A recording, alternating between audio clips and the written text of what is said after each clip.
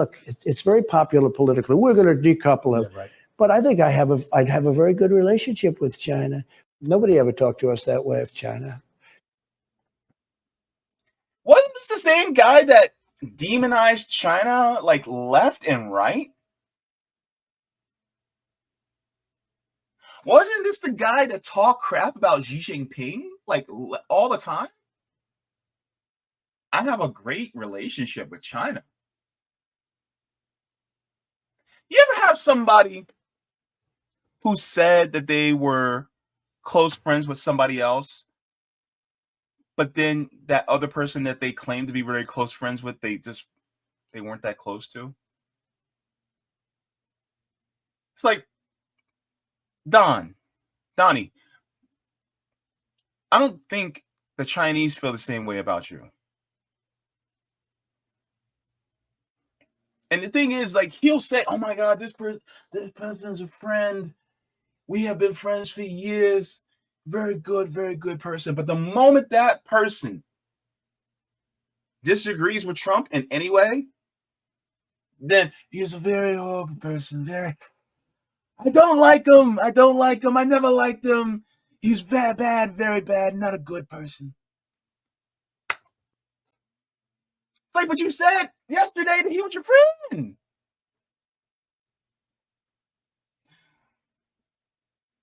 Donnie, come on, man. Remember back in the day, in 2020, when Kamala Harris was running and she barely won any votes in her own state during the Democratic primary?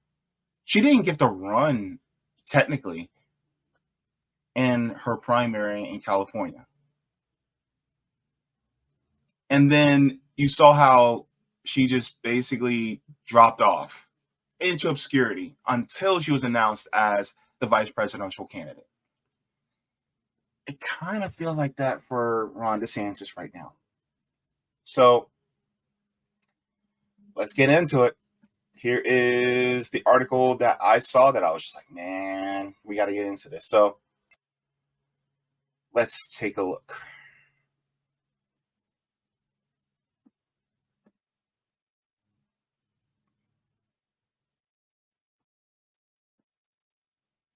That's it.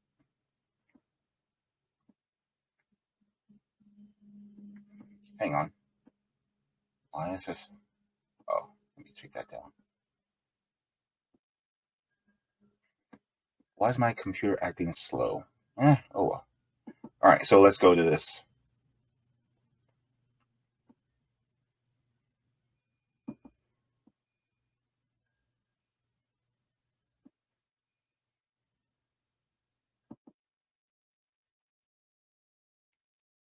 Wait, what happened to my what happened to my article?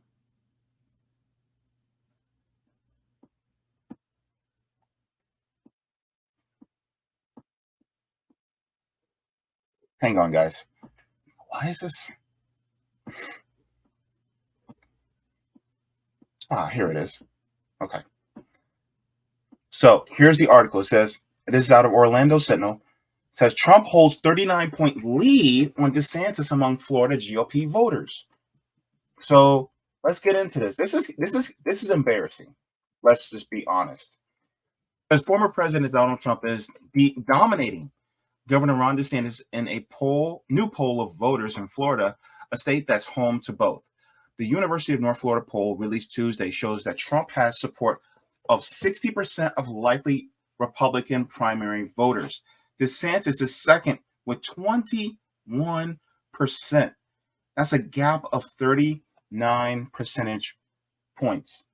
A slight positive element for DeSantis. He's not faring as badly in Florida as he is nationally. The latest Real Clear Politics of national average polling shows DeSantis at 13.3%. Nationally, Trump is at 58.5%. So, truth be told, this is horrible. And this is really just the aggregate polling. You know how a lot of times people talk about, well, the pollings can be skewed from poll to poll, and some polls are skewed more in one way, some polls are skewed in another way. Well, this is the real clear politics, and it takes an aggregate of a bunch of different polls and then shows where they average according to each poll to give more of an accurate number. In fact, let me show that really quick, just so that you guys can see the actual polling. So is Rasmussen, CNN, Wall Street Journal, Morning Call, Insult, YouGov, Emerson, Messenger, Reuters, Insider. So if you guys look at this and you guys look at the percentage points, so, you know, at the highest that you see is Morning Consult with 60%, right? And then at the highest for DeSantis that you can see is 18% at CNN and Insider. So these are really the aggregate polling, and it averages out to about 14.2% versus Trump is at 52.7. So it's a 38.5 lead in percentage points that Trump has. So that's how drastic it is for somebody like Donald Trump.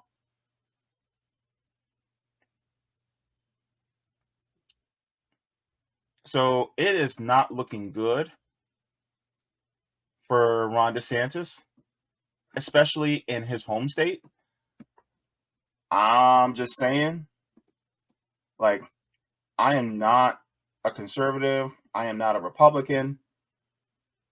I am not a Democrat. I am not a liberal. And so from looking at this, it looks really bad.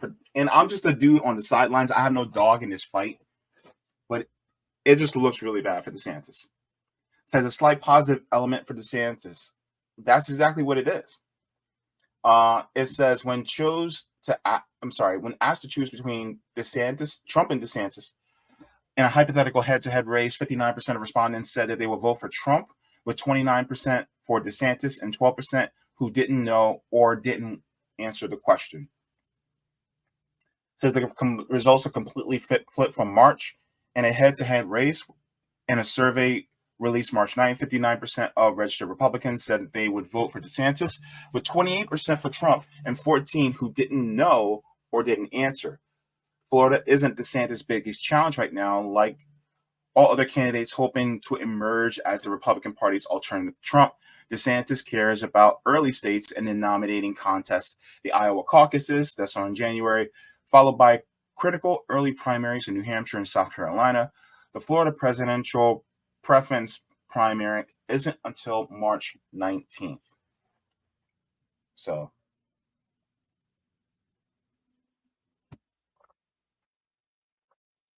we have about 4 months until that happens.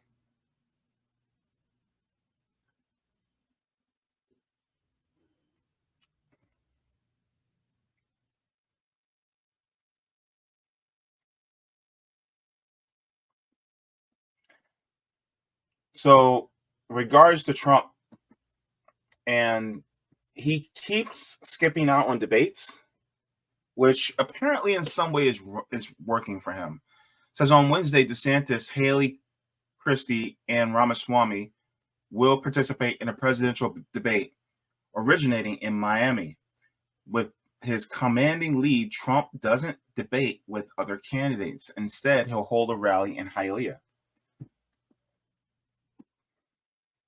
So, if you would have asked me last year, would Trump skipping out on debates, would that be a good strategy or bad strategy? I would have told you it's a bad strategy. It's a poor strategy overall. But for some reason, it's working for Trump. And the crazy part is, essentially, Trump isn't really engaged in a primary. It's like he's letting all the others fight amongst themselves. And he's like, I'm running and I'm going to win. So I'm just going to coast along and just campaign as if I am the presumptive nominee. And as far as among voters are going, technically he is the presumptive nominee. He's at least a de facto nominee, right? Versus all the other candidates, and the number one out of all the other candidates that are running, I mean, you have DeSantis. If you really look at people like Christie, Ramaswamy, and Haley, they're really non-issues. They're, especially between Christie, Ramaswamy, and Haley, they're peanuts. Their numbers are peanuts compared to Trump. And DeSantis is not even making 20%. So my question for DeSantis is, are you running to be a vice president, Joe Pick? That's what it feels like. Now, a lot of times people have said, well, you have different people who have been the leader of the pack early, but then by the time you get to the actual primaries, then, things flip, right? Something tells me it's not really going to. Part of which is because Donald Trump is culture war-ish. He is culture war, but he's not as heavy on it as DeSantis is. DeSantis is more culture war over economics, whereas Trump is kind of half culture war, half economics. He might lean a little bit more in economics, right? Even though his economics are horrid, right? And he is all about austerity, he still leans more in the conservative economic sphere than DeSantis does. DeSantis is more culture war, and even some Republicans are like, yeah, but what are you going to do about jobs? What are you going to do about the economy? Right? So that's what it feels like.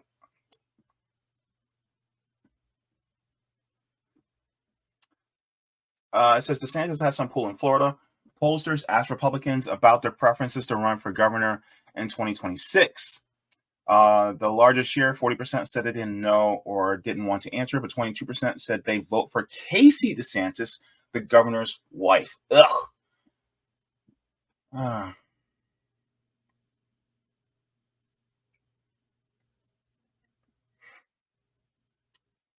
So of course the poll using live calls by phone, they never called me, but I'm not Republican anyway, so they would never call me. But these polls never call me. Even if it's like independents, they don't call me. I guess because I don't have a landline, and who mostly has landlines is older people. But the funny part is, this is funny. So this is from Michael Bender. He said, despite historically high approval in the polls, Governor DeSantis is losing steam in his home state doesn't bode well with his national campaign. He says, even if you wipe out the rest of the competition in the head-to-head, Trump still leads DeSantis by 20 points. And it says on Monday, the DeSantis campaign attacked Trump, posting a series of video snippets in which Trump makes strange and mixed-up statements, a move to convince voters that the former president isn't fit to serve as president. So here's the funny part. So I'm going to share this. Yeah. This is funny because from what it looks like is DeSantis campaign is kind of flailing right now. And let's take a look. So they're basically trying to paint Donald Trump in the same way that they would paint a Joe Biden. They're basically trying to make Donald Trump look like he is, cognitively, he's losing cognitive ability, which, I mean, there's probably definitely an argument for that, but it's probably not as bad as Joe Biden. So this is from DeSantis War Room. It says thread. There is a running list of every one of Donald Trump's fumbles, accidents, and confused moments from this year. No, this is why his handlers won't let him debate. So they're saying this is the reason why. So let's take a look at this, where it says Trump recently forgot what state he was in, prompting handlers to inform him that he was in Iowa. So let's take a look at this. A very big hello to a place where we've done very well, Sioux Falls. Thank you very much, Sioux Falls.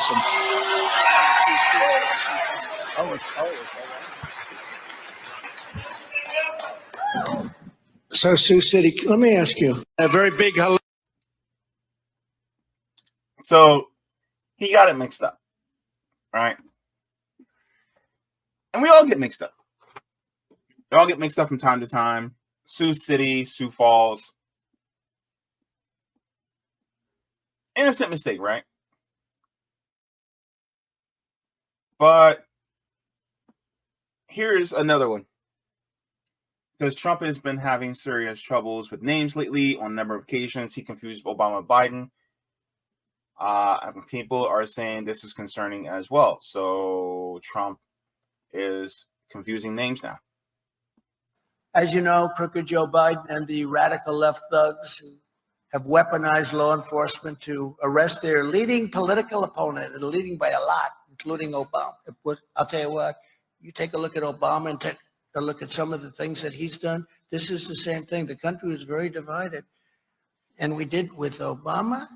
We won an election that everyone said couldn't be won. We beat Hillary Clinton. Now, you know, I used to call her Crooked Hillary. As you know. So these are just some of the missteps that Trump has been saying. And then Trump was asked about his use of special forces to inflict maximum damage on drug cartels. They call him in death. So let's take a look at this. You say you would order the Defense Department to use special forces to inflict maximum damage I didn't on say drug that. cartels. People said I said. Why would I say that? I didn't say that. Furthermore, I will order the Department of Defense to make appropriate use of special forces to inflict maximum damage. Okay, what would you do? I didn't say that. What I would wouldn't you tell do? you what I do. Why would I say that? Because, again, people said I said. I didn't say that. Let's go to Governor DeSantis. As president, would you support sending U.S. Special Forces over the border to take out fentanyl lab, drug cartel operations? Would you support that kind of American military use? Yes, and I will do it on day one. The cartels are. All right, I don't feel like hearing from this asshole. But basically saying that they would send the military in to fight what they call drug cartels. And here's Megyn Kelly asking the same question.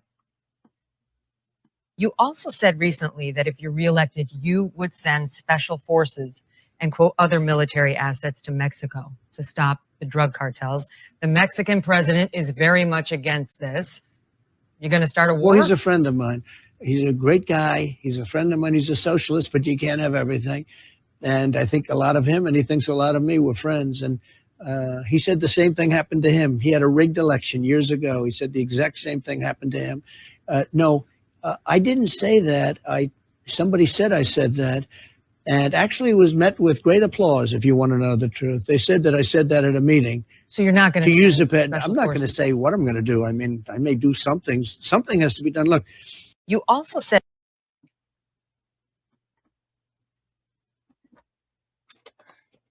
I'm just focused on that part where you said, you know, he's a socialist, but you can't have everything. You know, I'm friends with him. I'm like, you're friends with AMLO? I wouldn't even call AMLO a socialist. At least not, I never heard him call himself a socialist. I mean, maybe social democrat, but AMLO? Socialist? Nah, bud. I mean, he does want to do things like nationalize the lithium, which I am in full agreement with, because ultimately it's really the resources of the collective resources of the people that should determine, the profit that they make off of the land. And it should not be in private hands for them to extract all that money and resources for them to put money at the top. But friends? Would AMLO call him a friend? I highly doubt Kim Jong-un would call Trump a friend. Like, they were friendly. They were cordial, but a friend? But anyways, the DeSantis campaign is really trying to make Trump seem like he is friendly with socialists. In reality, Trump's not friendly with socialists. Like, Trump tried to play both fences, but in the end, he'll always go to the right? He's not friendly with socialists. In fact, he doesn't want socialists to be in the United States. Right? So when it comes to people like Trump, DeSantis is trying to paint him as more liberal or left wing. And to be honest with you, it feels like Trump is just he's in his 70s, man.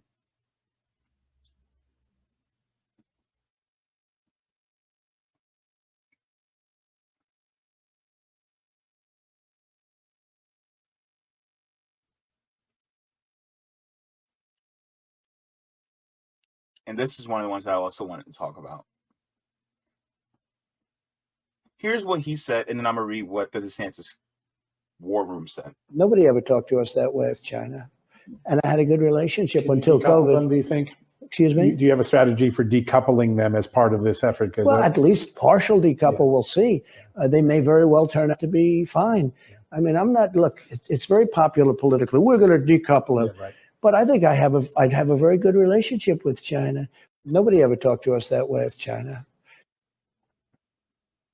Wasn't this the same guy that demonized China like left and right? Wasn't this the guy that talked crap about Xi Jinping like all the time? I have a great relationship with China.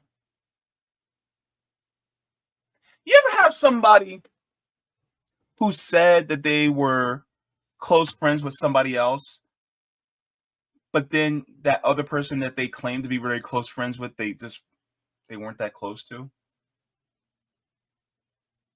It's like, Donnie, I don't think the Chinese feel the same way about you.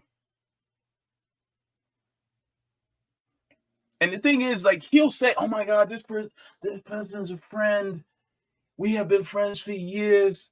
Very good person. But the moment that person disagrees with Trump in any way, then he's a very horrible person. I don't like him. I never liked him.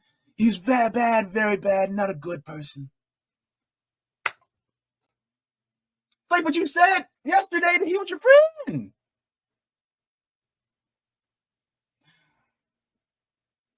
Donnie, come on, man. So, yeah.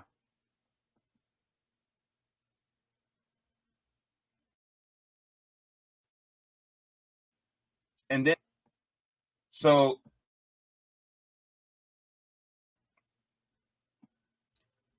here's the thing, and I think a lot of people would agree, is that when it comes to culture issues, DeSantis is worse, because DeSantis is not a dummy. DeSantis is a very smart guy. He's a lawyer. In fact, he was a JAG lawyer.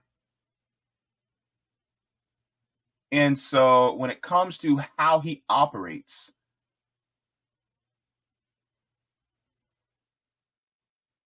on a level regarding social issues, he is worse than Trump. He is.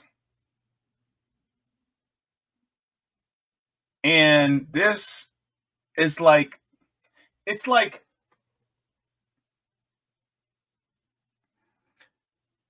it's like being drowned in a vat of acid versus being drowned in just a vat of water. You know, they're still both, you're still both drowning, except for one's going to eat you alive while drowning you.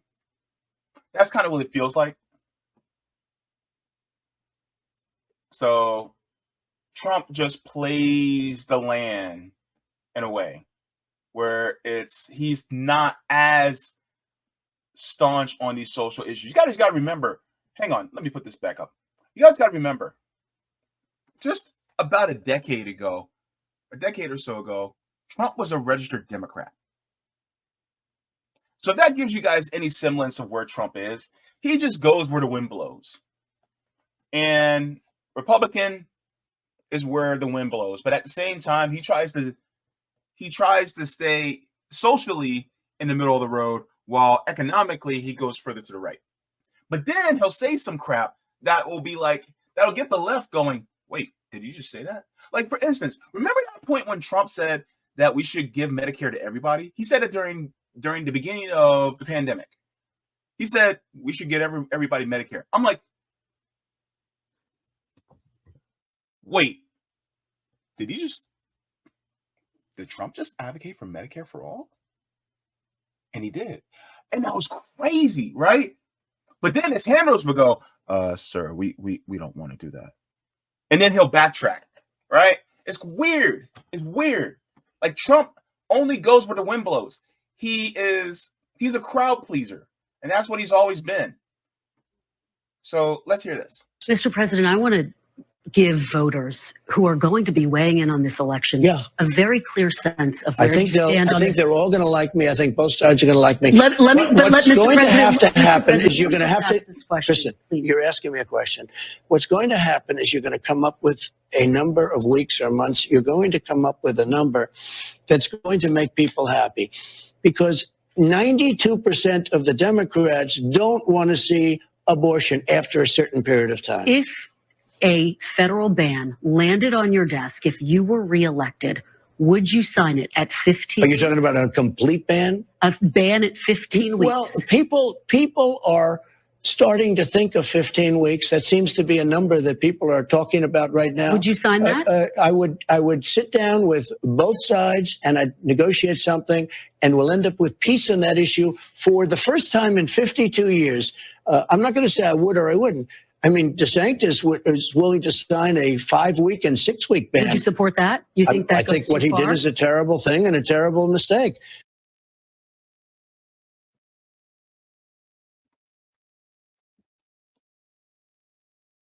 Interesting. Now, I think, and women in the chat, please correct me if I'm wrong, but a majority of women don't know they're pregnant until at least 6 weeks. So that in itself, by the time they know they're pregnant, if they wanted to get an abortion, they wouldn't be able to under DeSantis. And Trump is like, the hell? What are you talking about? Even Trump's like, nah, I wouldn't go that far, but like, a lot of women are just discovering that they're pregnant by 6 weeks. So you're saying that 5 to 6 weeks, geez Louise, man, they don't even know. Some of them don't even know. So the fact that Trump is to the left of DeSantis on this, it makes you like, what? Like, good Lord. And the funny part is, a lot of Republicans are actually to the left of DeSantis on this too. a lot of them, they say abortion is settled. They don't want to actually fight it. So it's kind of interesting to see. Now, there's something else I want to share with you guys, because there's this issue. Oh, wait. Oh, yeah. Okay. That I wanted to share with you guys regarding Trump and Israel. And this was a few weeks ago. Now, of course, like I said, Trump goes where the wind blows. So it says Trump's turn against Israel offers stark reminder of what his diplomacy looks like. When I first saw this, I was like, wait a minute, what? So this was on October 13th. So this was about a week after Hamas led that attack on Israel. So it says Donald Trump's inflammatory and artless comments about Hamas horror in Israel emphasize the defining characteristic of his attitude toward foreign policy and his entire political worldview. It's all about him.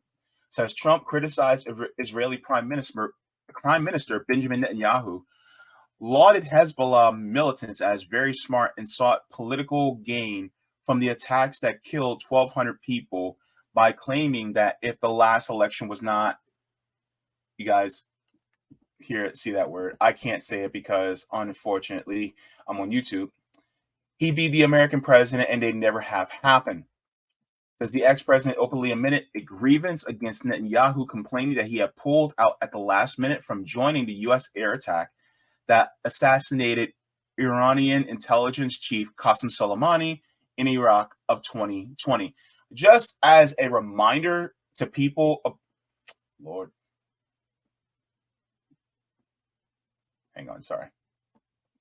Just as a reminder to people who Qasem Soleimani is, he was also against ISIS. He was literally fighting ISIS. And he was essentially assassinated by Trump. And there was a threat of a war between Iran and the United States, because that's what Trump did. So somebody who was actually helping to fight terrorism was killed. Let's remind people of that. So Qasem Soleimani was an anti-terrorist. And Trump. And then threatened a war with Iran. So, and then Netanyahu pulled out the last minute. It says Trump had previously fumed over the Israeli leaders' perceived disloyalty in recognizing he lost the election.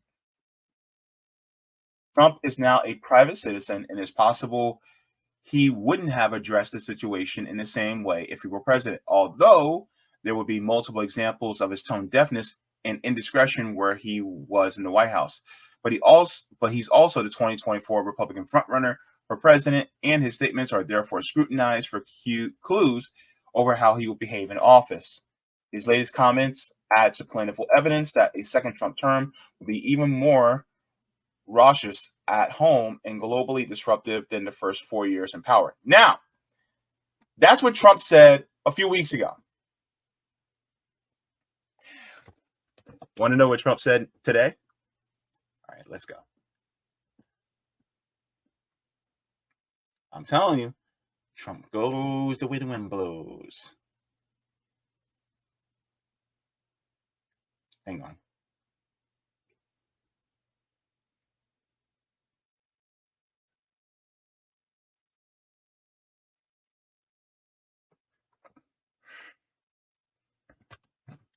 Let's see. Yep, here we go.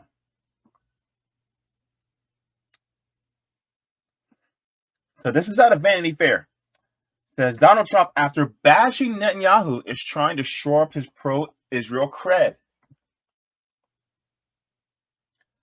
It says, given the hyperpolarized state of American politics, it was perhaps inevitable that the Israel-Hamas war will become a flashpoint in the 2024 presidential election.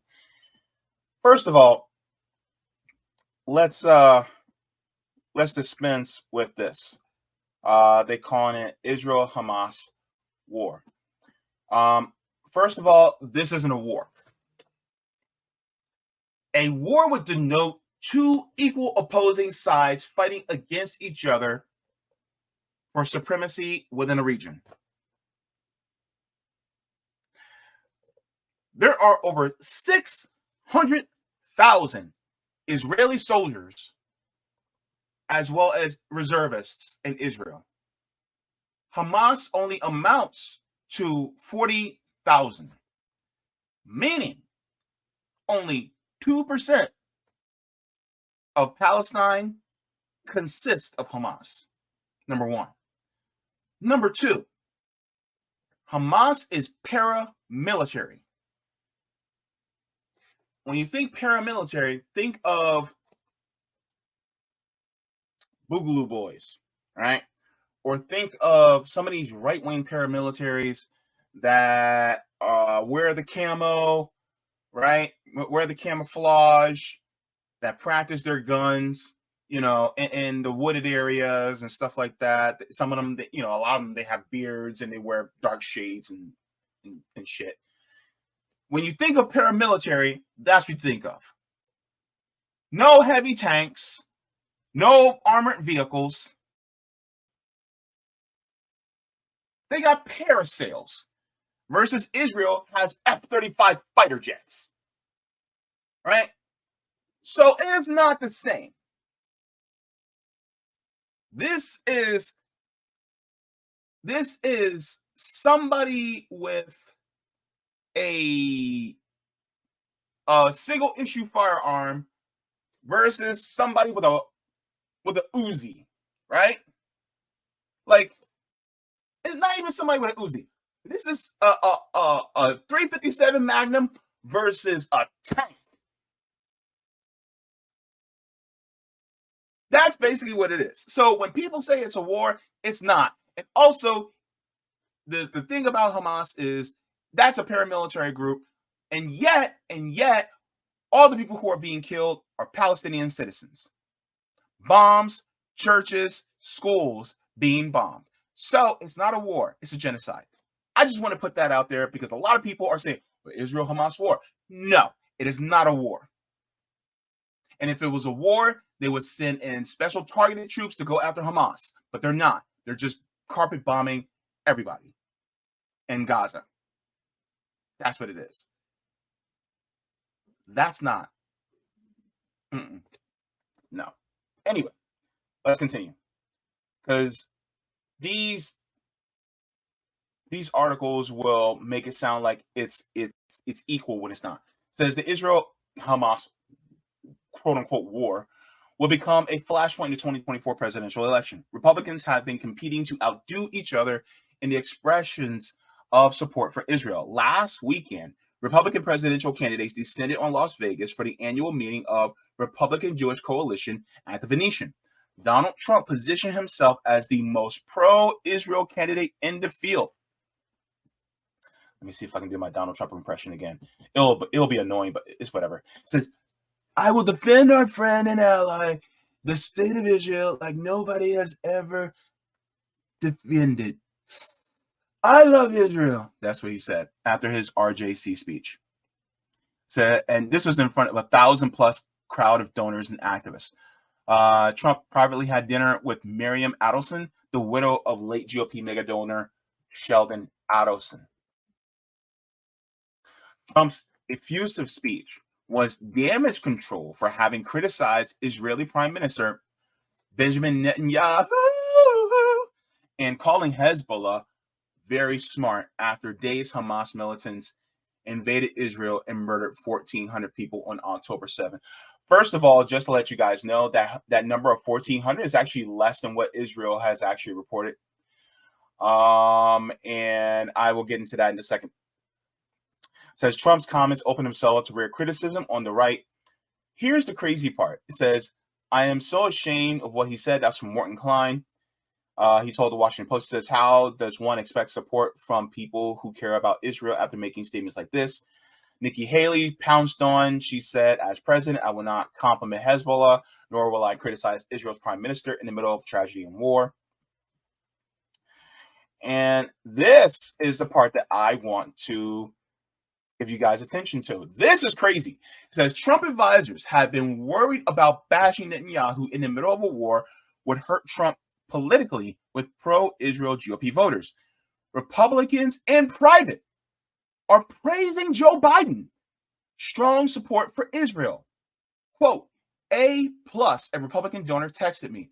For Republicans, Biden backing Israel is a win-win. He is giving Republicans a policy they favor while at the same time alienating progressive voters, a key part of the Democratic base. Quote, he's continuing to support Israel under massive pressure from his left flank. So you got to love him, give him credit for that. That's what they said. So you have the GOP praising Biden for his stance on Israel. Meanwhile, a majority of the world is actually standing with Palestine. Just look at what happened last Saturday. Last Saturday, 300,000 people came in support of Palestine in Washington, D.C. 300,000. There have been millions and millions of people all over the world in support of Palestine because of what Israel has been doing.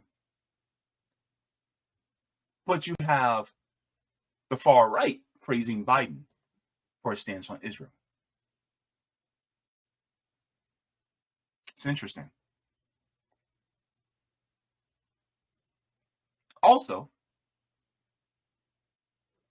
related to this, remember when I covered the Nazis that came to Orlando?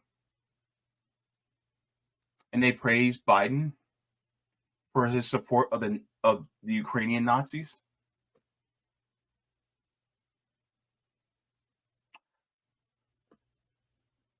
Did I hear a lot of these voices speaking out against Biden for that?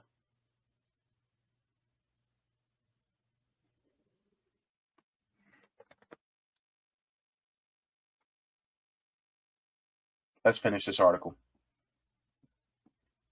It says there are signs that Biden won't stay in lockstep. The president this week suggested a pause on humanitarian grounds, though still stopped short of calling for a ceasefire, bucking the demands of some lawmakers in his party and potentially turning off voters. According to an October 31st poll, Biden's support among Arab Americans, a key constituency in Midwest battleground states, plunged to 17%. So, yeah, that's what's going on right now.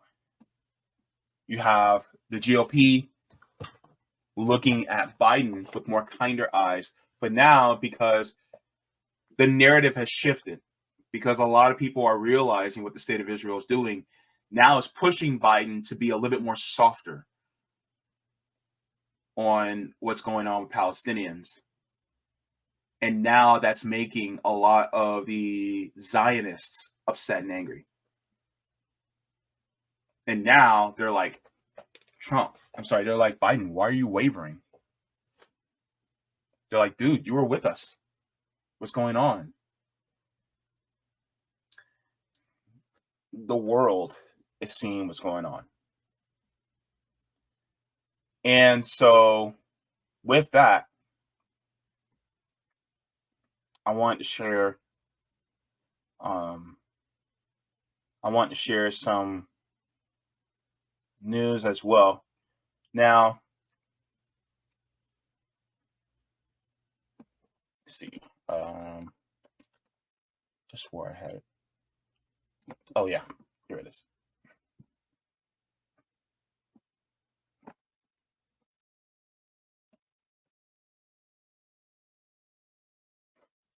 So I'm going to share this as well,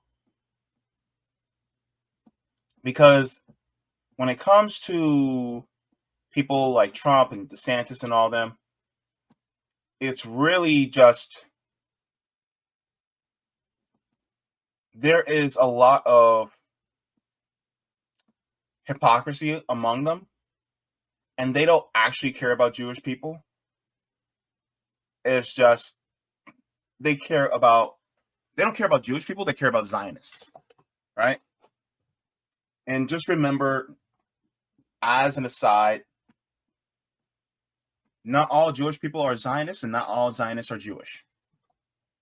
There's a lot of Christians that are Zionists. So just to let you guys know that. Examples of Christian Zionists: Biden, Trump, Obama, Bush. Need I go further? They're all Zionists, but they're not Jewish. So let's go ahead and go into here. So Florida Governor Ron DeSantis rejects idea of Palestinian refugees in the U.S. After an event in Iowa, governor conflates Palestinian civilians with Hamas, the terrorist group that attacked Israel a week ago, that they consider a terrorist group. Says Republican presidential candidate and Florida Governor Ron DeSantis has rejected accepting Palestinian refugees from Gaza into the U.S., speaking at a campaign rally in U.S. Midwest on Saturday. He said, we cannot accept people from Gaza into this country as refugees.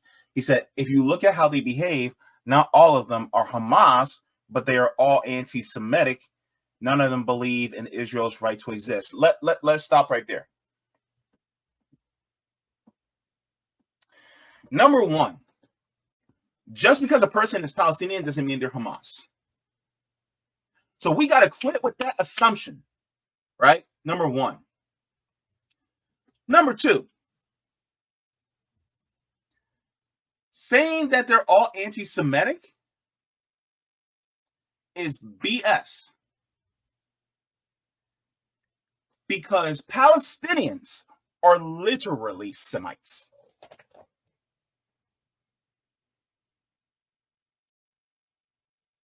Look up. Go ahead and Google it. Google it. What is a Semite?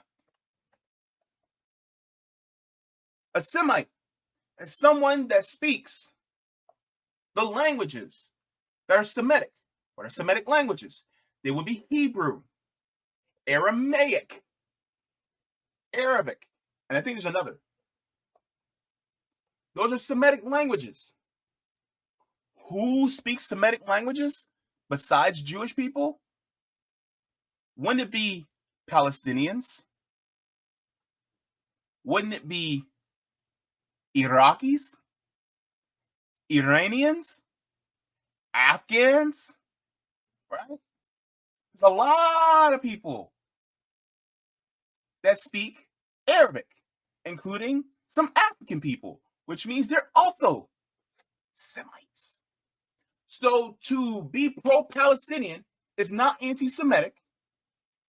Palestinians cannot be anti-Semitic because that would be anti-themselves.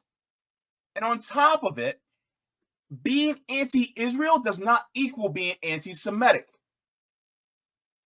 How do I know? Because even Jewish people have said that Israel and Jewish are not synonymous.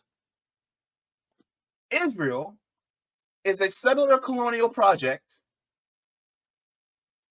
and is ethno-nationalism of Jewish people, which a lot of Jewish people, including people like Max Blumenthal, Aaron Mate, Dr. Gabor Mate, Katie Halper, Norm Finkelstein, Eleanor Goldfield,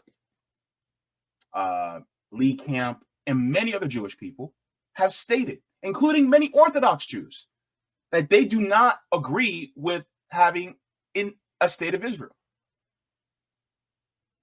So let's dispense with the whole anti-Semitic trope, because it's not true.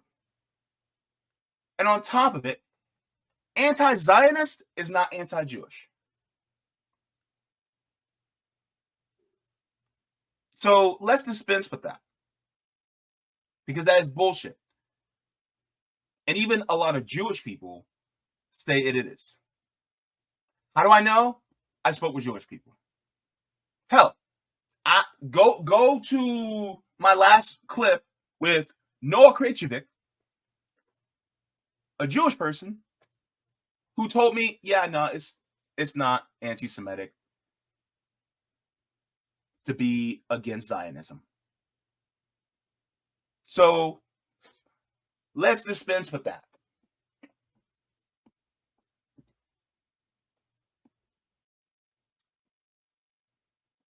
And he says, none of them believe in Israel's right to exist. Now, here is another question I need to ask you.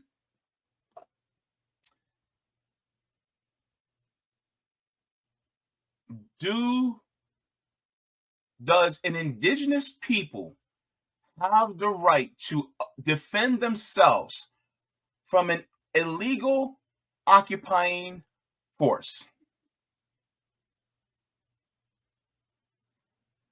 Do Palestinians have a right to defend themselves? Especially from illegal occupation.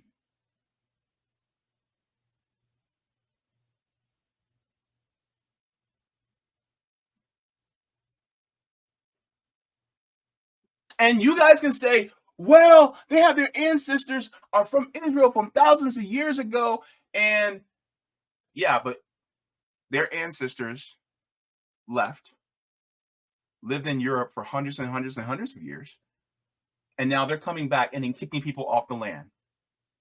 Let me ask you this. Do I, as somebody who's a third Nigerian, have the right to go to Nigeria and take over somebody's land and kick them off their land who is ethnically and indigenous Nigerian? Do I have that right?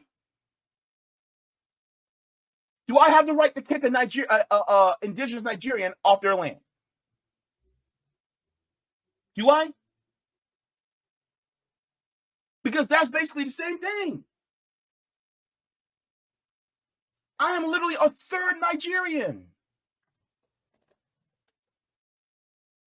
I literally have the claim now, by that very metric, I have the claim to go to Nigeria and kick somebody off their land and occupy the land that essentially belongs to them. And then, if they resist me, I get to call them a terrorist? Is that right?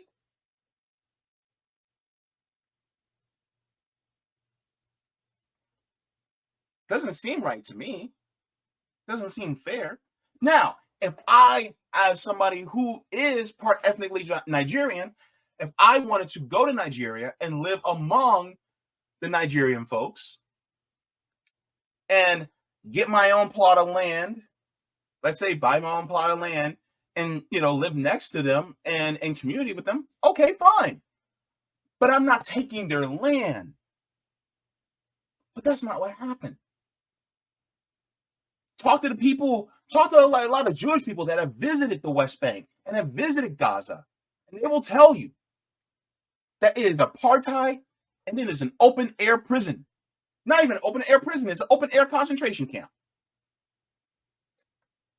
And so somebody like DeSantis is saying things like, well, we don't want to let Palestinians in. We don't want to let them in because they're anti-Semitic, even though they themselves are Semites.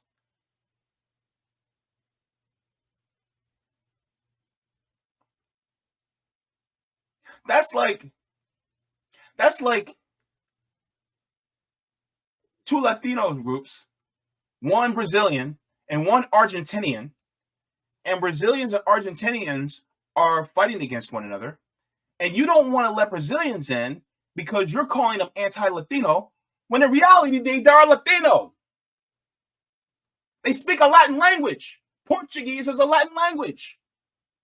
How are you going to call them anti-Latino against Argentinians when, because Argentinians speak Spanish and Brazilians speak Portuguese, that one is anti-Latino against another? They're both Latinos. And you wouldn't even be able to call Haitians anti-Latino because technically they are Latino too. Guess what? They speak a Latin language. French is a Latin language.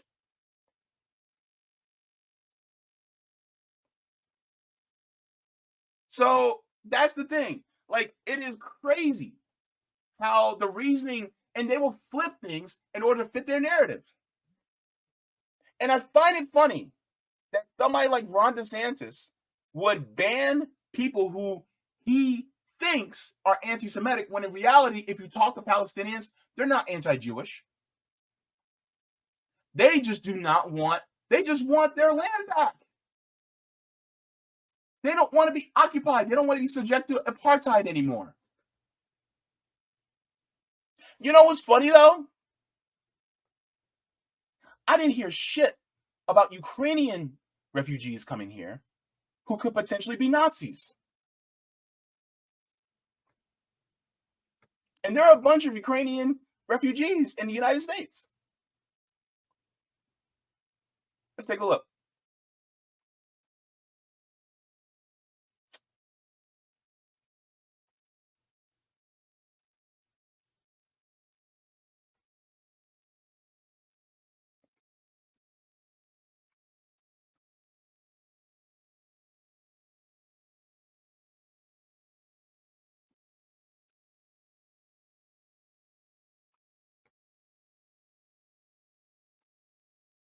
Okay.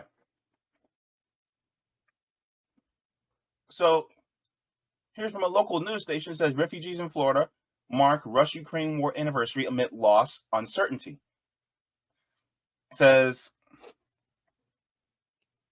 Olga Plugashenko is among the estimated 8.1 million Ukrainian war refugees. She has been living in Florida, the fifth state in the country with the most Ukrainians, with some 100,000. I just wanted to read that part. She said when Russian troops invaded the village, Plugashenko said that they had to cover all their windows in blankets when they weren't able to make phone calls or communicate in any way. She said, we didn't have electricity, we didn't have any gas, we didn't have any connection. What's going on in Gaza right now? They stopped food, electricity, fuel, medicines, not allowed in. Yet, she was allowed to be a refugee here in Florida or in the United States. And yet, and she could have some Nazi proclivities, but that wasn't a concern for them. But it's a concern for anybody from Palestine, anybody from Gaza, whatsoever. Isn't that weird?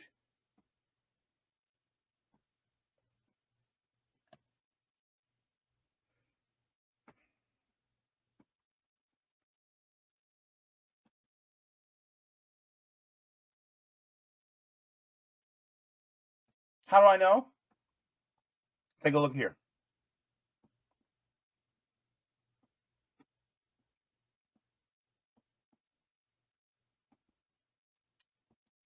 Out of Reuters, commentary, Ukraine's neo-Nazi problem.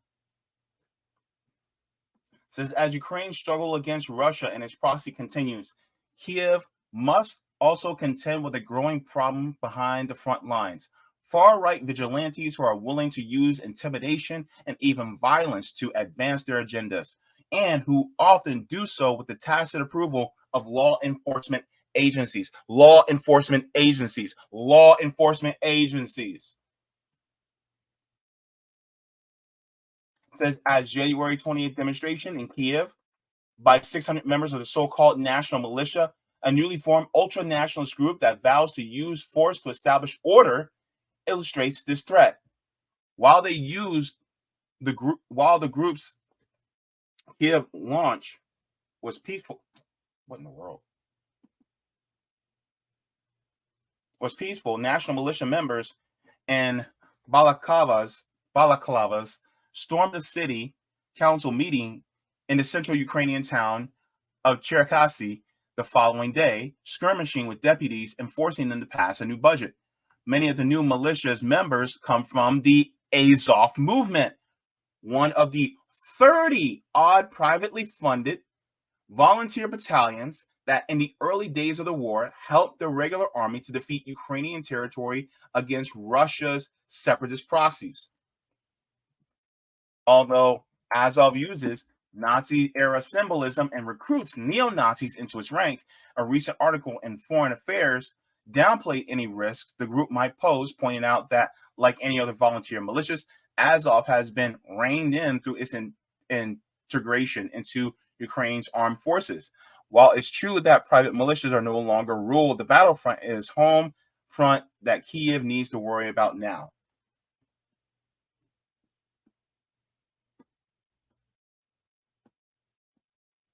So if Ukraine has a Nazi problem, a clear Nazi problem, why is that not being addressed? Why is that not an issue?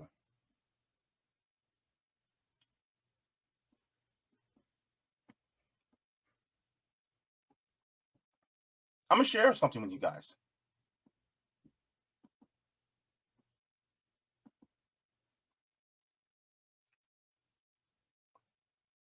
Let me see. I had it.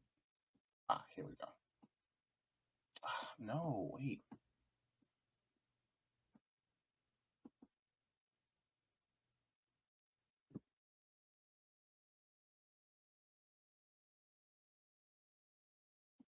Is that it?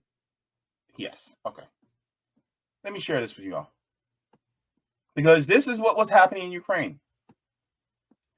I didn't see anything in Palestine regarding anything anti-Jewish. Right? But this is what's happening in Ukraine. And we can have people like this as refugees, but Palestinians who are seeking refuge, they're not allowed.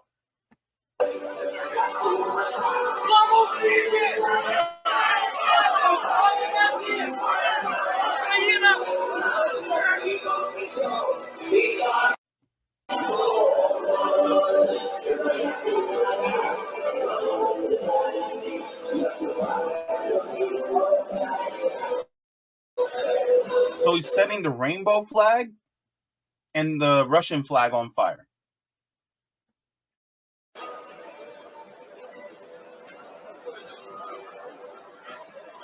Смерть ворогам України!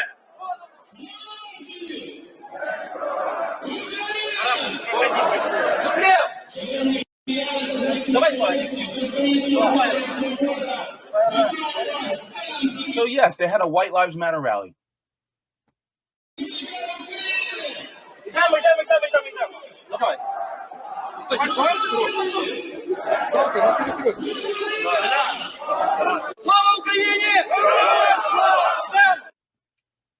So if we're going to talk about refugees, right? And about how, oh my God, Palestinian refugees are just dangerous. Yet, you claim to care about Jewish people. And yet, you didn't say shit about letting these people in. Nothing was said. Nothing.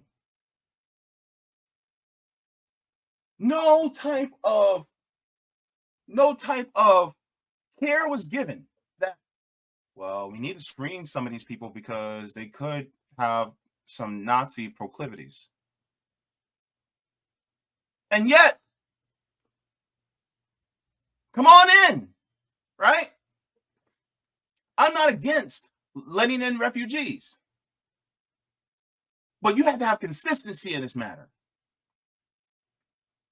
You're afraid that Palestinians coming in will be anti-Semitic when in reality they're not. And yet you're okay with actual anti-Semites, real anti-Semites coming into this country. Some of y'all need to research history. Some of y'all need to look at the Operation Paperclip. which welcomed Nazis into this country by means of our government. That's what happened. You don't think nothing changed? People like Biden and Trump, they don't actually care about Jewish people.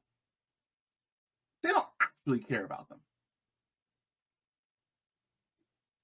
They only care about the state of Israel because it has American interests in the Middle East. Really corporate interests in the Middle East. They don't actually care about the Jewish people. They never did.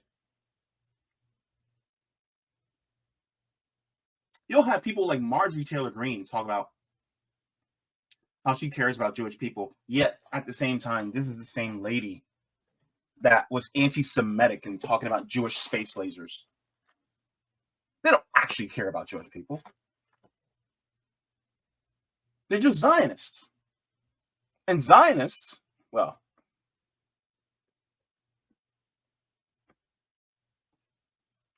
let's continue. This is what they do. Слава нації! Україна! Україна! Всі життя важливі! Всі життя важливі! Всі життя важливі! Всі життя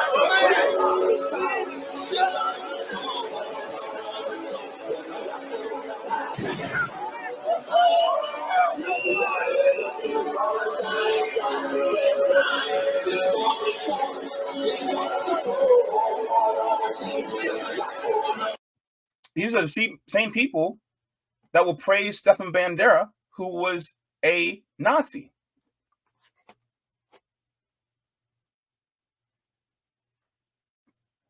So what now? See the inconsistency among the people who are running or at the present time running the government?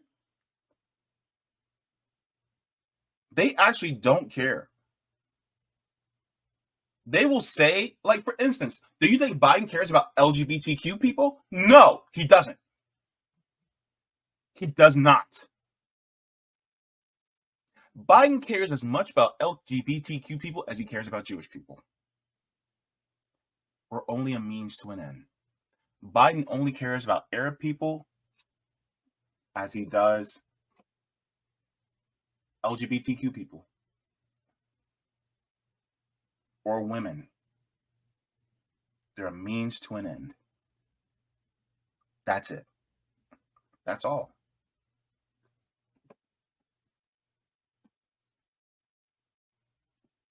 So it's no different with DeSantis.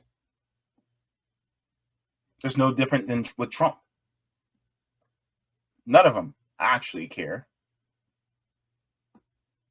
It's just they're using it as a way to get elected.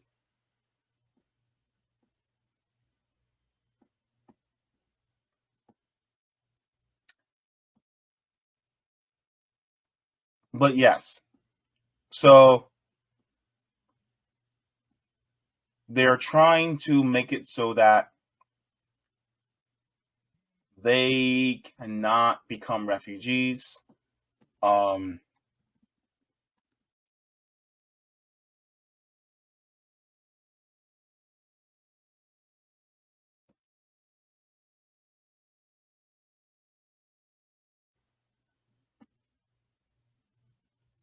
Just to share this as well.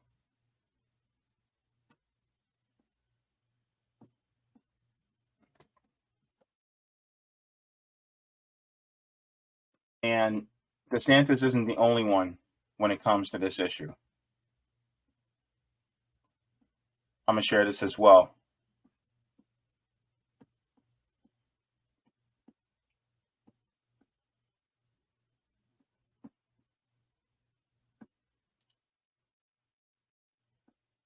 Trump vows to reject Gazan refugees after Israel attack.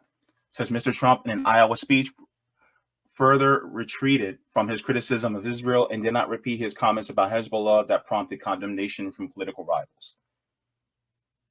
Says former President Donald J. Trump in remarks invoked the deadly Hamas attacks on Israel to stoke fears of terrorism at home. said on Monday that he would expand a freeze on refugees that he enacted during his presidency to cover people from the Palestinian territory of Gaza.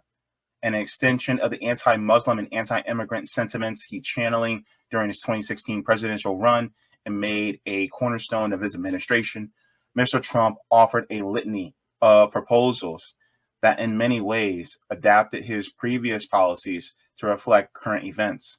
He promised again to bar people from certain parts of the world, particularly where Islam is most commonly practiced, while curbing immigration and the overall number of refugees in the United States would take in.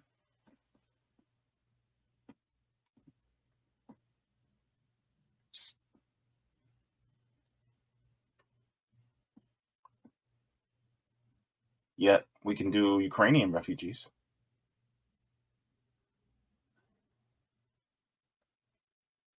No consistency. No consistency on wanting to protect people. And no consistency for caring about people who are refugees. Because let's put it out there. Ukrainians are white. Largely.